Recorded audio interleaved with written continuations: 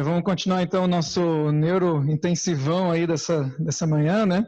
Agora vamos deixar um pouco o aspecto da relação mente-cérebro. Vai ser uma continuação da primeira palestra apresentada pelo professor Eduardo sobre moralidade, né? E como vocês perceberam na primeira palestra, a resposta a essa pergunta, norma cultural ou código pré-programado, também responde, né, a pergunta sobre a nossa origem, né? Então é uma pergunta aí muito importante. Moralidade, se ela é um código pré-programado, você precisa de uma inteligência que planejou e embutiu esse código no ser humano. Porém, do ponto de vista evolucionista, darwinista, não faz o menor sentido, nem sequer a existência da moralidade. Então, caminho aí é negar a própria existência dela, dizendo que seria apenas uma norma cultural, um aprendizado, né, onde você está inserido. E isso por diversos motivos. Primeiro, porque geralmente quem exalta a conduta moral são as religiões, já não é muito legal isso aí. Né, que nem o professor Eduardo falou, não que ateus sejam imorais, mas geralmente quem exalta, quem fala muito de moralidade são as religiões. A moralidade, ela gera frustrações ao ser humano, não é muito agradável esse senso aí. Muitas coisas que a gente deseja, que a gente quer fazer, opa, aí tem uma trava lá, né, gera frustração ao ser humano. Moralidade, mais uma lei moral, um código moral, mais informação inteligente. Já é difícil explicar leis da física, biofísica, bioquímica que regulam aí o nosso funcionamento, a nossa saúde. Aí tem mais lei ainda, mais coisa inteligente aí até na esfera moral. Então, olha a complicação que vai se formando. E ainda o comportamento atípico, né, da moralidade. Como o professor Eduardo mostrou, não existe vantagem no comportamento moral, monogamia, se não está aí disseminando seus genes, altruísmo, generosidade, está se prejudicando em benefício de outro. Então, isso não faz muito sentido. Então, é muito mais fácil dizer que não existe, né? E essa discussão, ela ficava no plano filosófico, mas de acordo aí com as evidências que foram surgindo, né, nas neurociências, então a gente consegue agora trazer essa discussão, deixar ela não somente no campo filosófico, mas também trazer ela para o plano empírico, né, científico.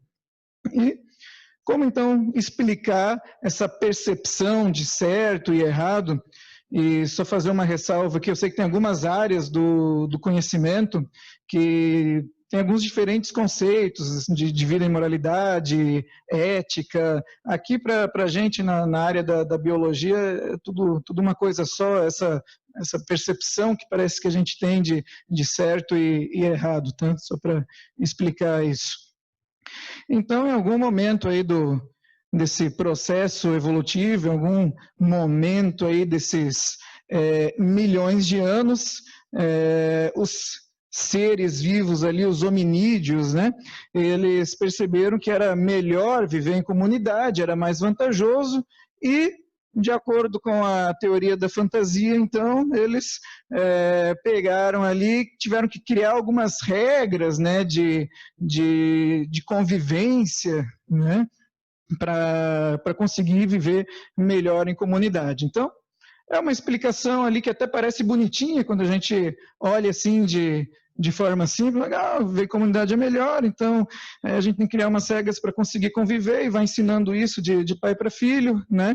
Então, a gente olha assim, até parece uma explicação interessante, mas ela tem algumas implicações, como por exemplo, que então a moralidade, ela seria cultural, né? Moralidade, ela é relativa, ela depende do contexto onde você está inserido.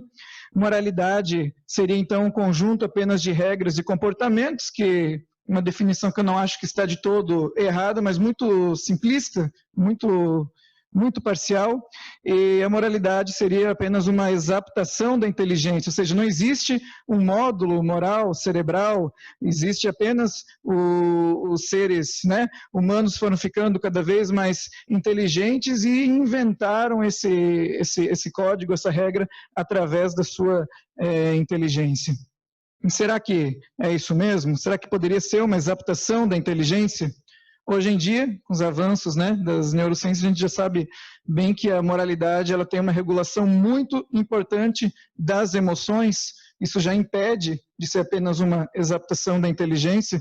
Temos o exemplo dos psicopatas, por exemplo, que o problema deles está mais na parte das emoções, quase inteiramente na parte das emoções, na regulação ali da empatia, da sensação de culpa, e muitas vezes eles são inteligentíssimos, né, e não conseguem aprender e se adequar aos comportamentos morais. E conjunto de normas e comportamentos, se fosse apenas um simples padrão comportamental, será que a gente poderia dizer que o cão ali que fica do lado do seu dono, independente da situação, será que ele é um ser moral por conta disso? Será que o gato que você não precisa ensinar a ser higiênico, naturalmente ele já vai ali na caixinha de areia, ele tem esse instinto de higiene, será que ele, só por ter esse comportamento, ele é um ser moral por conta disso? Né? A gente definir moralidade como apenas um conjunto de regras e comportamentos, a gente criaria um paradoxo. Será que o comportamento imoral pode, às vezes, ser moral, então? Muitos vão lembrar desse personagem aí dos seriados, o Dexter, né? Ele era um psicopata diferente, que ele matava somente pessoas que se encaixavam num determinado perfil ensinado pelo pai dele para que ele não fosse pego pela polícia, né? Então ele apenas caçava outros assassinos, outros psicopatas que a justiça conseguiam escapar da justiça.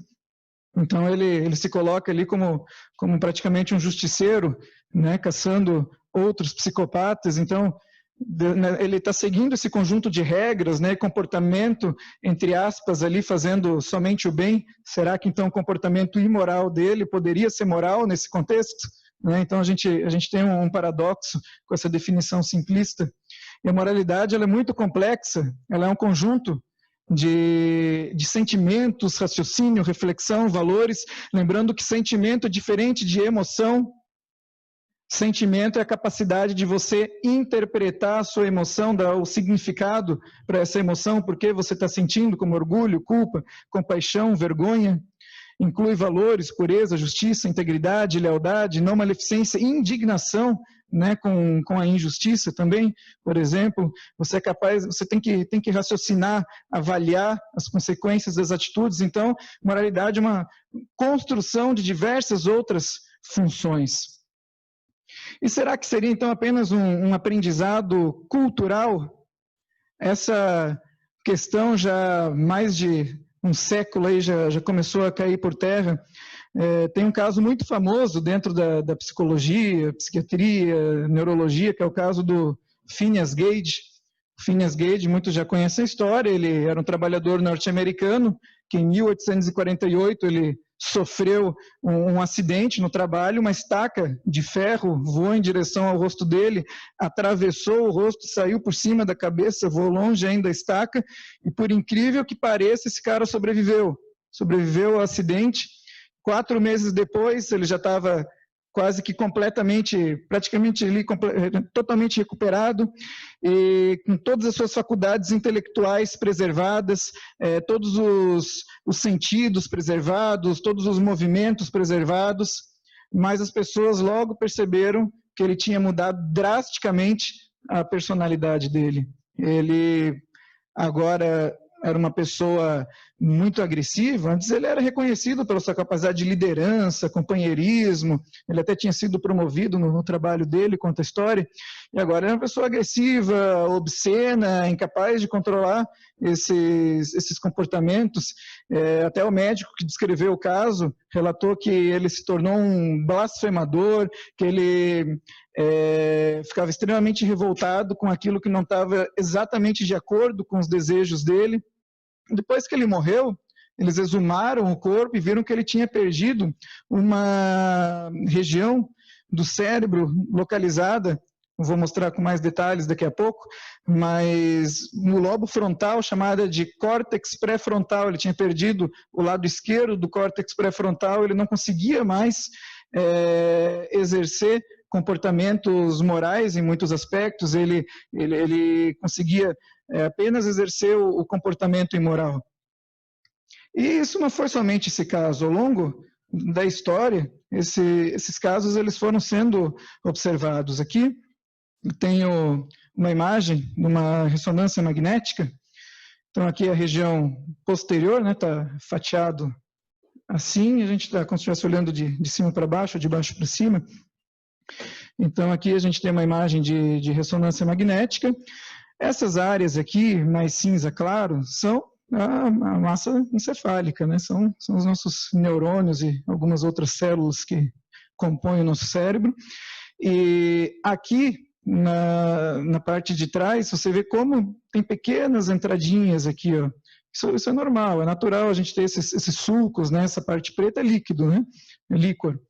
Perceba aqui na região da frente como esses sulcos eles já são muito maiores, né? São muito mais evidentes. Por quê? Porque essa é a imagem do cérebro de uma pessoa que sofre de uma doença chamada demência frontotemporal, ou seja, ela sofre uma atrofia muito evidente nessa região aqui do cérebro, os lobos temporais e os lobos frontais, e é muito comum que pacientes com esse tipo de doença, de demência, eles começam a apresentar não apenas esquecimentos, mas muitas vezes até anos antes de aparecerem os esquecimentos, eles começam a apresentar alguns comportamentos considerados imorais. Às vezes tem caso até de pedofilia, abuso sexual, e isso é comum da gente ver, não é raro não, toda semana aparece no consultório comportamentos impulsivos, agressividade, xingamentos. Não é apenas o caso de demência que pode levar a isso, tumores cerebrais nessa região, infartos cerebrais ali na região, acidentes, ou seja, existem diversos casos, uma condição que a gente chama tecnicamente de desfrontalização ou liberação frontal. Então, a existência desse módulo moral, dessa região cerebral que trabalha com esse tipo de comportamento já está bem demonstrado, e isso está tão demonstrado que, inclusive, é rotina nossa, é nosso dia a dia. Então, aqui alguns estudos, né, que buscam entender melhor essa região cerebral, e aqui, por exemplo, uma imagem funcional, né, essas áreas, quanto mais quente, né, cores quentes, vermelho, amarelo, mais atividade está ocorrendo na área do cérebro. E aqui a gente pode ver, por exemplo, essa área do córtex frontal aí completamente desativada, né, no psicopata, não tá funcionando, né, não tem metabolismo ali nessa região, né, não está processando comportamentos morais. Então, aqui já foi bem explicado previamente, né, a existência dos lobos cerebrais. Eu só coloquei aqui a imagem do cérebro trino de MacLean, que é uma das hipóteses, né, da teoria da fantasia, que ela fala que primeiro existia, né, esse cérebro reptiliano que compõe o tronco encefálico e o cerebelo, porque é uma estrutura parecida ali com a presente nos répteis, né? Aí depois apareceu outra estrutura, né, o sistema límbico, e por fim, nos mamíferos, aí o neocórtex, né, que é responsável pelas funções aí mais elaboradas. Eu não vejo essa sequência evolutiva ali. Para mim, isso é uma evidência gigantesca de design, porque só um projetista muito inteligente para pegar uma estrutura que já sabe que funciona muito bem e usar de plataforma para ir projetando as demais, né? Então, é uma interpretação muito mais coerente desse dado, né, que a gente observa aí. Então, voltando aqui aos lobos cerebrais, a gente tem essa divisão funcional, e tem uma área aqui que é o lobo frontal, que é a área, então, responsável por planejar os nossos comportamentos e executá-los, que ocupa praticamente metade aqui do território do lobo frontal, e a parte mais da frente, então, é responsável, então, pelos nossos comportamentos morais, né, que é o córtex pré-frontal. Então, aqui tem algumas representações de algumas dessas áreas. Aqui, por exemplo, a gente tem o córtex pré-frontal dorsolateral. O córtex pré-frontal dorsolateral, ele é uma área, por exemplo, responsável por definir qual vai ser o nosso comportamento frente às situações que nos são apresentadas. Quando muda a situação, é ali que acontece, né, aquela função de mudar o comportamento. Temos aqui, por exemplo, o córtex pré-frontal órbito-frontal, que avalia a consequência das nossas atitudes. Temos aqui atrás, na verdade, do lobo temporal, a gente teria que tirar o lobo temporal, por trás estaria a ínsula. A parte mais anterior da ínsula é a área responsável pela empatia, de você conseguir se sensibilizar frente à situação emocional dos outros, até mesmo de animais. E temos também uma região aqui que é uma das mais estudadas, por isso está mais escura, o córtex pré-frontal ventromedial.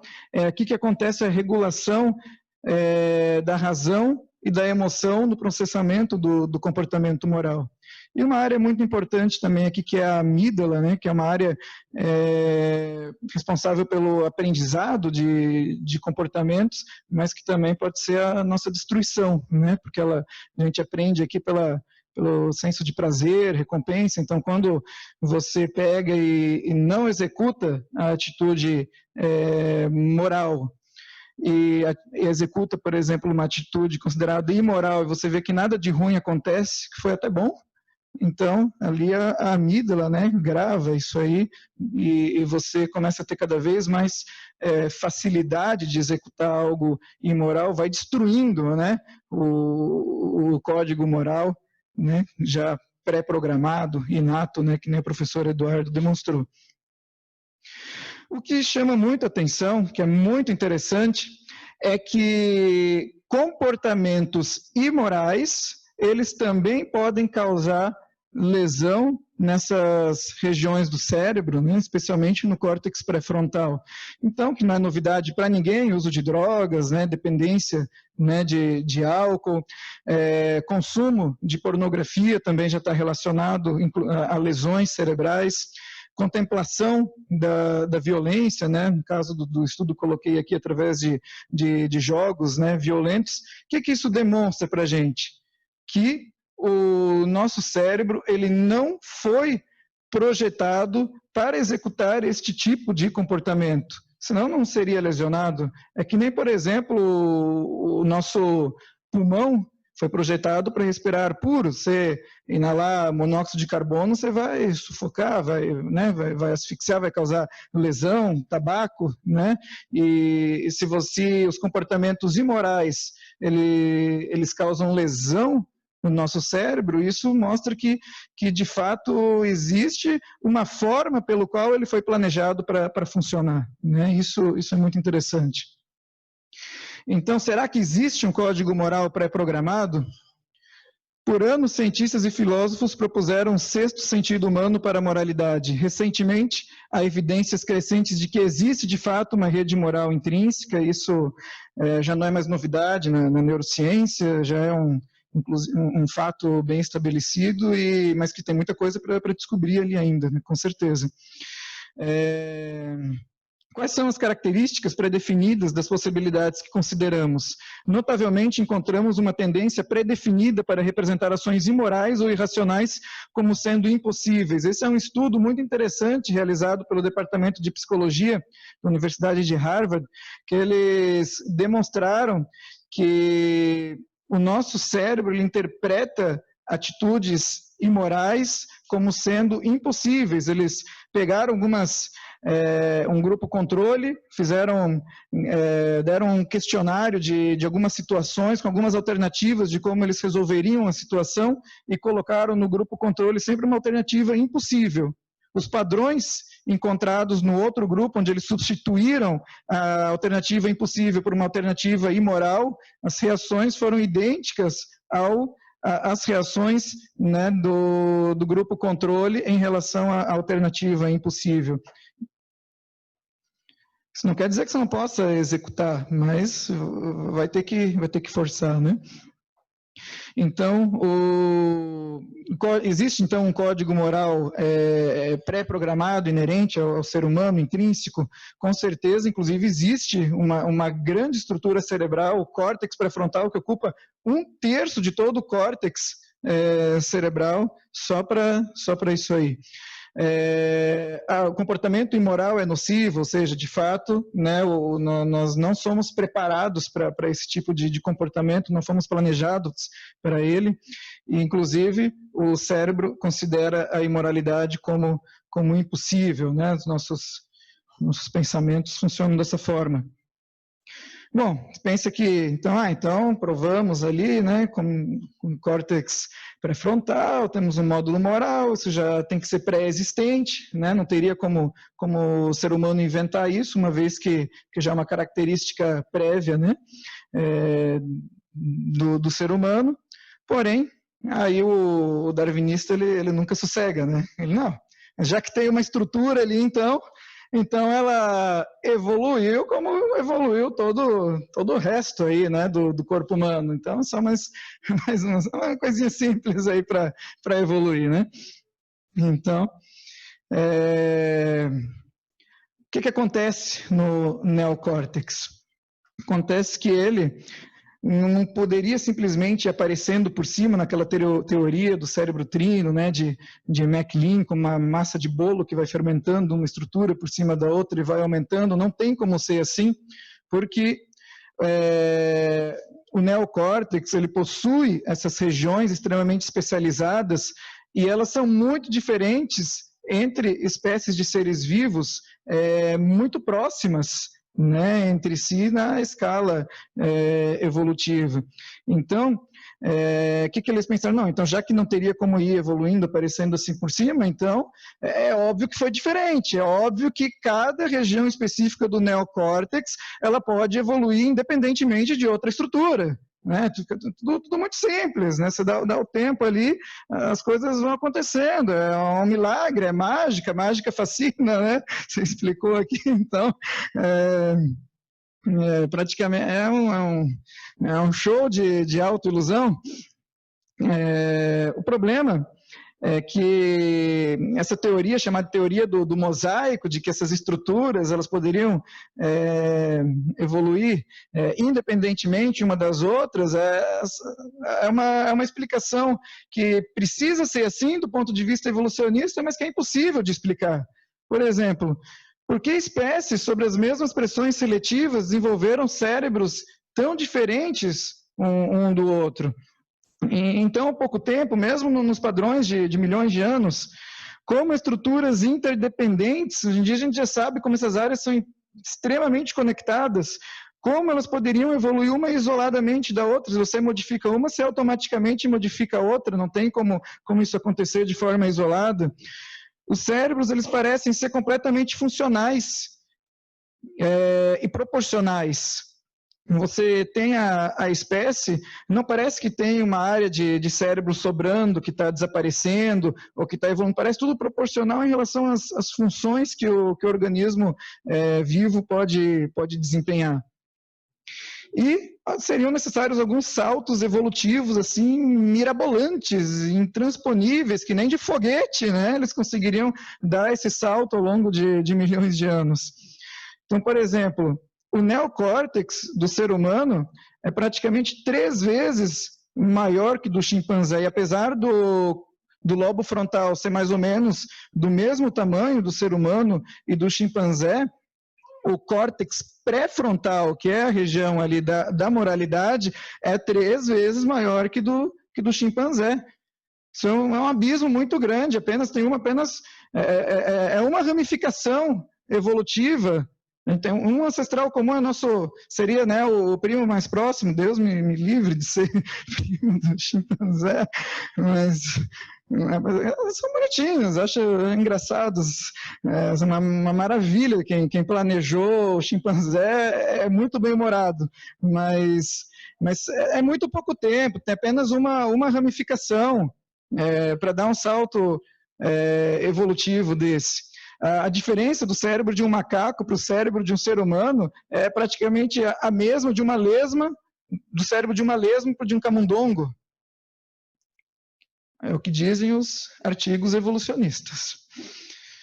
Então, até Charles Darwin, ele reconheceu que a moralidade é a característica, assim, que chama mais atenção, de longe é a que possui maior diferença dos seres humanos em relação aos animais. E não sei, acho que vocês já ouviram falar, né, daquela história de 99% chimp, né, que nós temos 99%, até já sei que já falaram sobre isso aqui. Se você vê alguém utilizando uma camiseta assim, o que acha isso, sai correndo, porque com certeza a diferença, o 1% que é diferente é no código moral. Então você vai tomar uma facada no bucho. Algumas pessoas têm levado aí.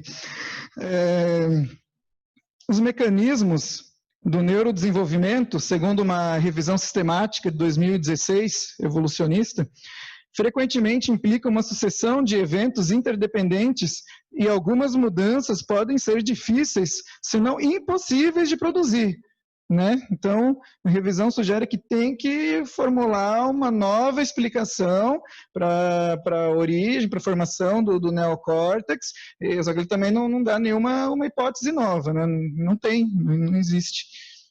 Então, além da dificuldade da evolução da estrutura, né, vem aquela questão do qual o propósito, né, dentro do mecanismo, né, evolutivo darwinista de existir, né, a moralidade, né? Precisa ter uma mudança no padrão de todo o sistema evolutivo, não é mais um indivíduo mais adaptado, agora a evolução ocorre em comunidades, né? A comunidade inteira junto, de fato, né? Eles dizem que de alguma forma isso passou a acontecer. Você teria que agora, em vez de favorecer aquilo que a característica que confere mais capacidade de adaptação ao ambiente, você favorece capacidades que não são favoráveis. Isso é muito estranho, isso é muito complicado. Não, mas a moralidade, ela vai ajudar você a viver melhor em comunidade. Não, não vai. Olha quantos animais que vivem em bando e vivem bem o bando, e apenas uma espécie que desenvolveu ao longo de milhões e milhões e milhões de anos, o suposto ancestral comum do chimpanzé e do ser humano exposto sobre as mesmas pressões seletivas. O chimpanzé desenvolveu, né, o ancestral comum evoluiu bem no outro ramo ali, e não tem, né, esse senso moral e consegue viver em bando também. E os estudos, eles demonstram que o psicopata não é só aquele que mata, a gente tem muito isso de que psicopata é o assassino, né? Tem muito psicopata que não é assassino, ele não comete esse tipo de crime, e tem muito estudo hoje em dia da psicologia traçando perfis de personalidades, e o que eles dizem? Que os psicopatas, eles ocupam grandes posições nas empresas, são CEOs de empresa, ocupam grandes posições políticas em governo. Não que todo mundo que está lá é psicopata, mas tem uma grande parte deles que está lá. Talvez tem psicopata aqui, entendeu? Cuidado com quem está do seu lado. Mas eles estão por aí, ocupam posições importantes e conseguem tomar decisões, e a sociedade vai avante. A existência de dilemas morais. O que é um dilema moral? Por exemplo, você pegou emprestado uma grana do seu amigão, do seu amigo crente, Crente que, para mim, é o cara que acredita no milagre que o tempo é capaz de fazer ao longo de milhões de anos, né? Então, ser crente na teoria da fantasia, e você pegou uma grana emprestada desse seu amigo e agora ele está pronto para lançar um livro cheio de balela, vai enganar um monte de gente com esse livro, e ele fala, estou precisando daquela grana, e aí? Você vai ser honesto, né? Você vai ser moral e devolver o dinheiro, mesmo sabendo que se você devolver o dinheiro, você vai estar ajudando a enganar um monte de gente? Isso é um dilema moral. Tem um dilema moral que agora se tornou muito comum, muito falado, né, nos telejornais, com a situação da pandemia de coronavírus, que eu vivi, inclusive trabalhando na linha de frente, né, que é o fato de você ter ali apenas um respirador, 2, 3, 4 pessoas precisando, e aí? Para quem vai? Então, assim, se essa característica da moralidade ela tivesse evoluído ao longo de milhões de anos, teria se deparado com essas situações, já teria se construído de uma forma que esses dilemas eles não existiriam. E eu sempre penso que se a gente fosse capaz de encontrar, né, uma estrutura que nem aquele modelo, aquela premissa evolucionista, você mostrar algo que de fato está evoluindo, né, você meio que provaria a teoria da evolução. Mas e o contrário, a gente encontrasse algo que está seguindo exatamente o caminho oposto, você também então mostraria que a teoria está completamente errada, né? E dentro da moralidade a gente consegue observar esse fenômeno de degradação da característica, que supostamente seria benéfico, mas está desaparecendo, né, em tempo de apenas uma geração. Nem precisa olhar milhares, centenas, milhões de anos, apenas uma geração. Muitos aqui vão lembrar como era comum, por exemplo, ir comprar fiado, e era normal, todo mundo sabia que tinha que pagar no final do mês, e era uma coisa óbvia. Hoje em dia você não vende fiado nem, mas para o seu melhor amigo, entendeu? Então, como a característica ela vai desaparecendo, os telejornais, metade do telejornal era com reportagens sobre assuntos diversos, agora é só criminalidade, só coisa ruim, algumas tragédias naturais também. E as estatísticas estão aí para... Vou passar, por favor, o próximo aí.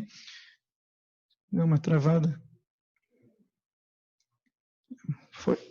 Então, as estatísticas estão aí, aumento de ataques terroristas, aumento da violência, estupros, mapa da corrupção no mundo, isso aqui ficando cada vez mais vermelho, até supostos países confiáveis já bem laranja, caminhando para o vermelho. A estatística está aí para provar a degradação, a involução dessa característica. Não temos comunidades, né, de animais desenvolvendo inteligência e características morais. Na verdade, ao contrário, temos uma espécie completamente diferenciada ficando, né, se tornando cada vez mais animalesca, né, e evoluindo, né. Esse é o processo que a gente observa. Então, em resumo, né, de tudo isso aí, eu gosto de classificar da seguinte forma. O que seria o senso moral? Seria um código de conduta universal e inato, presente exclusivamente na espécie humana, através de uma complexa rede de funções neurais centralizadas em área encefálica específica, programadas para o bom convívio social e individual. Pode ser aprimorado com comportamentos e aprendizado de normas morais ou prejudicado por lesões nestas mesmas estruturas. Uma violação de seu funcionamento com comportamentos e decisões imorais também acarreta em lesão destas e outras estruturas cerebrais. E o módulo moral cerebral está em processo gradativo de degeneração. E é por esse motivo, inclusive, que torna-se necessário o aprendizado de normas morais. Hoje você precisa ensinar coisa que antigamente era óbvia, né? Programado necessariamente por design inteligente, seja devido à característica inteligente da informação, a complexidade, organização e peculiaridade da estrutura cerebral, ou pela incoerência e impossibilidade de desenvolvimento através de supostos mecanismos evolutivos. Então, assim, uma vez que a gente consegue demonstrar estruturas, funções que não poderiam, de forma alguma, ter evoluído, todas as explicações falham, a gente consegue ter, mais do que evidências, provas de design inteligente. Isso, para mim, na minha opinião, revela, de fato, que o modelo darwinista está ultrapassado e precisa ser imediatamente substituído por um modelo que explica melhor a existência dessas estruturas.